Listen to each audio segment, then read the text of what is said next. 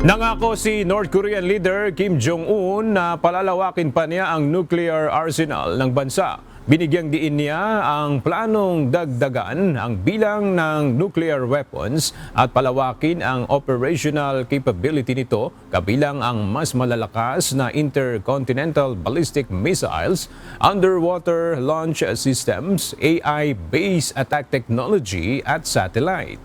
Sa kanyang talumpati sa ginanap na military parade, sinabi rin ni Kim na malabo siyang magkaroon ng kasunduan kasama ang Amerika maliban kung kikilalanin ng Washington ang North Korea bilang nuclear state.